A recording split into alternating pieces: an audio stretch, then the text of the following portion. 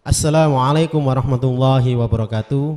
Alhamdulillahirabbil alamin wassalatu wassalamu ala asrofil anbiya wal mursalin wa ala alihi wa sahbihi ajma'in amma ba'du. Ikhwani fillah rahimani wa rahimakumullah. Nu'aiman bin Amr bin Rafa'ah adalah sahabat Nabi sallallahu alaihi wasallam yang terkenal kocak, jahil, konyol namun kreatif. Sahabat dari kalangan Ansor ini sering membuat Rasulullah Shallallahu Alaihi Wasallam tertawa. Meskipun suka usil dan melucu, Nu'aiman juga seorang mujahid sejati. Namanya tercatat sebagai Ashabul Badar karena ikut terlibat dalam perang Badar bersama Rasulullah dan para sahabat yang lain.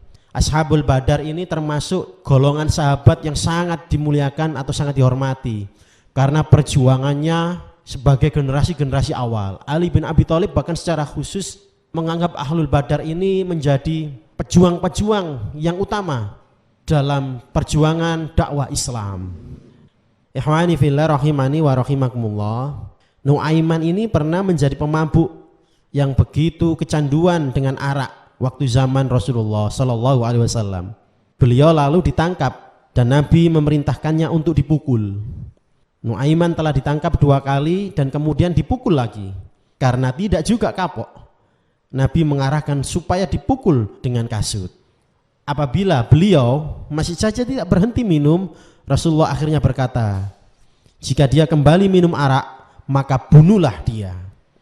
Walaupun sangat tegas, Rasulullah Shallallahu Alaihi Wasallam masih menaruh harapan untuk Nu'aiman memperbaiki diri. Akhirnya Nu'aiman bertaubat, juga mengakui kesalahannya, ia mohon ampun kepada Allah. Jadi ma'asyiral muslimin, saudaraku kaum muslimin yang dimuliakan Allah, Nu'aiman ini ketika masuk Islam punya kebiasaan yang sama, yaitu tidak bisa meninggalkan kecanduannya akan minuman keras. Hingga akhirnya setelah mendapat peringatan yang tegas dari Rasulullah, Nu'aiman ini berhenti menjadi seorang pemabuk. Ada suatu kisah lucu yang dilakukan oleh Nu'aiman. Pada suatu hari Rasulullah Shallallahu Alaihi Wasallam pernah kedatangan para tamu yang ingin mengenal lebih dekat tentang agama Islam. Para tamu itu datang dengan mengendarai unta-unta yang megah, yang mewah, besar dan mahal harganya. Setelah sampai di depan rumah Rasulullah, unta-unta mereka diikat agar tidak lepas. Para tamu-tamu itu lalu disambut ramah oleh Rasulullah Shallallahu Alaihi Wasallam. Mereka kemudian diajak masuk di dalam rumah untuk berbincang-bincang tentang agama Islam. Kala itu rumah Rasulullah dijaga oleh beberapa sahabat, diantaranya Hamzah, Umar bin Khattab, Ali bin Abi Thalib, dan Sa'ad bin Abi Waqqas radhiyallahu anhum. Mereka berjaga di depan rumah Rasulullah sambil duduk-duduk dan ngobrol bersama. Tidak berselang lama, ma'asyiral muslimin, datanglah Nu'aiman ini menghampiri mereka. Tidaklah heran bila Nu'aiman sering mendatangi Rasulullah karena dia sangat dekat dengan Rasulullah. Nu'aiman bergabung duduk bersama keempat sahabat tadi dan ngobrol sambil bercanda. Kemudian Hamzah berkata, "Hai Nu'aiman, kamu lihat unta tamu yang datang dari luar Arab itu?" Nu'aiman lalu melihat ke arah unta tersebut. Para sahabat berkata kepada Nu'aiman bahwa sudah lama tidak makan daging unta. "Itu unta gemuk-gemuk," ucap salah seorang sahabat. "Iya, gemuk dan besar. Kalau disembelih tentu dagingnya banyak dan lezat," balas Nu'aiman dengan tertawa. "Emang kamu berani menyembelihnya?" tanya Hamzah.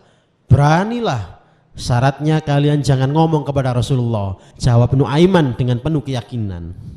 Menarik sekali ma'asyiral muslimin. Para sahabat pun tertawa. Mereka menganggap omongan itu hanyalah candaan belaka. Hingga pada saat para sahabat masih dalam candaannya, Nu'aiman beranjak dengan menenteng pedang, ia sembelih salah satu dari unta tamu Rasulullah Shallallahu Alaihi Wasallam. "Wahai Hamzah, ini untanya sudah saya potong," kata Nu'aiman. "Saya mau pergi dulu sebentar ya. Tolong jika nanti Rasulullah mencari-cari saya, jangan beritahu beliau di mana saya berada. Nanti kalau keadaan sudah aman, ayo kita masak dan makan bersama," ujar Nu'aiman ketika itu. Tingkah laku Nu'aiman tersebut membuat para sahabat terkejut, ma'asyiral muslimin. Selanjutnya Nu'aiman pergi begitu saja. Para sahabat yang terjaga di depan rumah Rasulullah makin kebingungan. Mereka bingung harus berkata apa kepada Rasulullah apabila nanti beliau keluar dari rumah. Mereka khawatir, para sahabat ini khawatir nanti dibilang tidak bisa menjaga kendaraan unta yang dimiliki oleh tamu Rasulullah Sallallahu Alaihi Wasallam. Benar saja kekhawatiran sahabat. Ketika para tamu hendak pulang, maka mereka terkejut. Mereka bertanya, kenapa salah satu unta mereka sudah disembelih?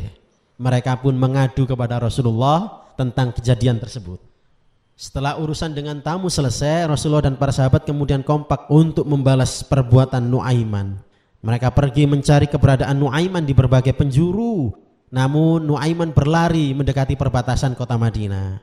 Dalam pelariannya itu, Nuaiman bertemu dengan sahabat Nabi Al-Miqdad ibnu Aswad. Pada saat itu Al-Miqdad sedang menggali sumur. Nuaiman datang dengan memberi segala pujian-pujian kepada Al-Miqdad. Wahai sahabat Rasul, kamu orang yang pernah ikut perang Badar, kamu orang yang hebat, ujar Nuaiman merayu Al-Miqdad. Al-Miqdad tersenyum keheranan, namun begitu Nuaiman berbicara manis lagi, ia sadar bahwa Nuaiman ada maunya. Ini jangan-jangan ada maunya ini Nuaiman ini. Tolong, aku ini lagi dikejar-kejar orang jahat, tolong selamatkan saya, aku mau sembunyi di dalam sumur ini. Itu pinta dari Nuaiman terhadap Al-Miqdad. Al-Miqdad tidak keberatan dan mempersilahkan Nuaiman masuk ke dalam sumur. Silakan masuk, kata Al-Miqdad. Nanti kalau ada orang yang mencari saya, tolong jangan diberitahu ya. Siapapun orangnya, walaupun itu Rasulullah sekalipun. Itu pesan Nuaiman kepada Al-Miqdad. Kemudian Al-Miqdad mengiyakan perintah Nuaiman. Dia berpikir, mana mungkin juga Rasulullah datang ke tempatnya itu. Nuaiman lalu masuk ke dalam sumur untuk bersembunyi dari kejaran Rasulullah dan sahabatnya. Tidak berserang lama, ma'asyiral muslimin, datanglah Rasulullah dan para sahabat. Sudah barang tentu Al-Miqdad kebingungan. Ya Rasulullah, ada apa ini? Pertanyaan Al-Miqdad. Kami sedang mencari Nuaiman, di mana dia? Tahukah kamu? Al-Miqdad lantas kebingungan, ma'asyiral muslimin. Namun tidak bisa berbohong. Wahai Rasulullah, mata saya tidak melihat kepada Nuaiman, ujar Al-Miqdad sembari memberikan isyarat kepada Rasulullah ke arah sumur. Maka tertangkaplah Nuaiman yang sedang meringkuk dalam sumur. Saat ditanya Rasulullah mengapa melakukan itu, jawaban Nuaiman malah membuat Rasulullah tersenyum. Tanyakan saja kepada orang yang menunjukkan kepadamu tempat persembunyianku, jawab Nuaiman. Ini salah satu kisah menarik dari sahabat Nuaiman yang senantiasa membuat Rasulullah tersenyum dan tertawa. Singkat cerita, persoalan terkait unta yang disembelih tadi clear. Rasulullah memaafkan tingkah laku dan memerintahkan para sahabat dan Nuaiman agar berhati-hati tidak mengulangi perbuatan tersebut. Inilah ma'asyiral muslimin, bahwa Rasulullah itu kasih sayangnya kepada para sahabat luar biasa. Di saat kondisi genting seperti itu mungkin kita akan marah-marah, tapi Rasulullah menahan marahnya. Bahkan Rasulullah ketika berjumpa dengan Nuaiman, Rasulullah tersenyum. Ini akhlak yang mulia yang patut kita teladani. Demikian, kurang lebihnya mohon maaf. Assalamualaikum warahmatullahi wabarakatuh.